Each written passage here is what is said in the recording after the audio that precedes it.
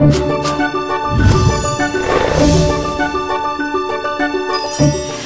tout le monde, je suis Mélissa du blog Golden Onesie et je suis ravie de vous retrouver à Disneyland Paris pour ce 18e épisode de My Sparkling 25. Cette année, le parc Disneyland fête ses 25 ans et derrière ce parc féerique se cache un homme que vous connaissez tous, c'est Walt Disney. Et aujourd'hui, je vous emmène découvrir ses secrets. Hey, salut Mélissa! Bonjour Mickaël, je suis ravie de te retrouver aujourd'hui pour discuter un petit peu de Walt Disney. Et je vois que tu es ambassadeur, est-ce que tu pourrais m'expliquer un petit peu en quoi ça consiste?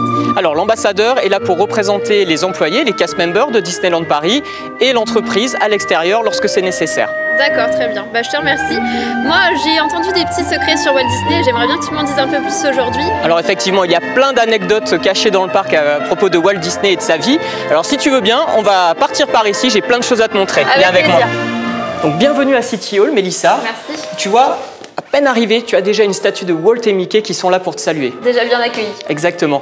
Mais c'est par ici que ça se passe, viens avec moi, j'ai un salon Walt Disney à te montrer. Écoute, en rentrant, je vois juste cette photo là-bas qui m'attire un petit peu l'œil parce qu'ils sont tout mignons. J'imagine que c'est sa petite femme. Exactement, c'est Lillian Disney, donc la femme de Walt. Et en fait, la photo que tu as ici, c'est lors d'un voyage en Europe et plus particulièrement au Royaume-Uni. Lors d'un échange avec le chauffeur de taxi qui les conduisait, Walt a appris qu'il y avait une Disney Street à Londres. D'accord. Et le chauffeur de taxi l'a amené jusque-là pour qu'il puisse prendre la photo devant son nom. Ah oui, donc en fait, ça n'a aucun rapport avec Walt Disney lui-même, quoi. Eh bien non, puisque d'après ce que l'on sait, cette rue aurait été nommée Disney Street en 1870. Donc bien avant la naissance de Walt. Et juste en passant, je vois qu'il y a une autre photo derrière de Walt dans un train. Si tu peux m'en dire un peu plus, ça m'intéresse. Effectivement, pour Walt, le train était une grande passion et ce depuis son plus jeune âge. Il a eu l'occasion de voir son oncle qui était ingénieur dans une de ses locomotives étant enfant. Et il a même eu l'opportunité de travailler plus tard, à l'âge de 16 ans, comme vendeur ambulant dans ces trains, de façon à vendre pop-corn et autres boissons aux passagers. D'accord, il a l'air complètement émerveillé. C'est vraiment une jolie photo en tout cas.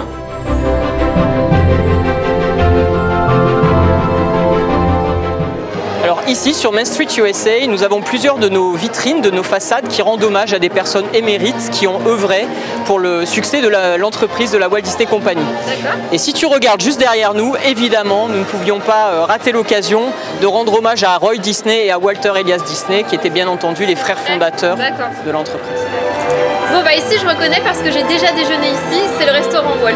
Exactement, alors tu y as déjà déjeuné, mais est-ce que tu avais remarqué tous les petits détails de la vie de Walt qui se cachent dans le bâtiment? Bon, j'ai peut-être pas fait très attention, je te cacherai pas.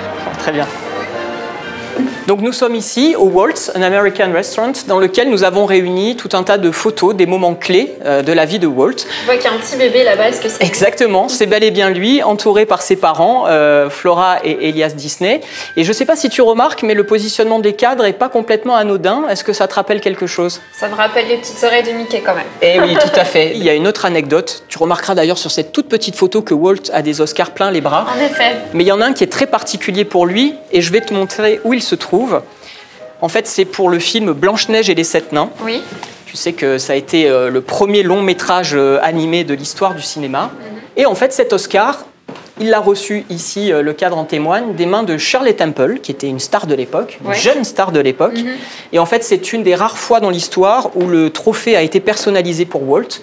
Et si tu remarques bien, il y a donc un Oscar taille normale, on va dire, pour Blanche-Neige, et 7 petits Oscars pour chacun des nains. Ah, j'avais pas vu du tout qu'il y en avait 7 à côté. Et oui. Excellent.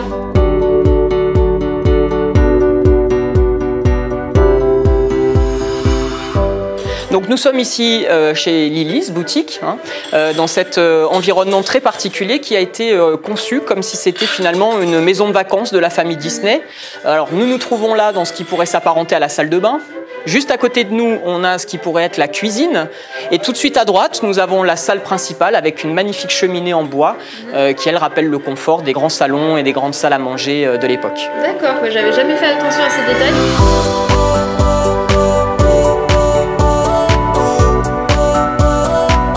Alors Mélissa, est-ce que tu connais cet endroit? Évidemment, It's a Small World. Est-ce que tu savais que cette attraction, à la base, n'avait pas été conçue pour un parc Disney? Pas du tout. Eh bien, figure-toi que c'est un des derniers gros projets sur lesquels Walt a travaillé en personne. Et en fait, l'idée de cette attraction, c'était à la base de créer un pavillon pour représenter l'UNICEF à l'exposition universelle de New York. Ah oui, en effet, d'où la grande variété en fait, d'ethnies qui sont représentées à l'intérieur par les petites poupées, quoi. Exactement. Et donc le principe, c'est que fort du succès rencontré par l'attraction à New York, Walt a décidé de la démonter et de la reconstruire de toutes pièces dans le parc Disneyland en Californie l'année suivante. D'accord.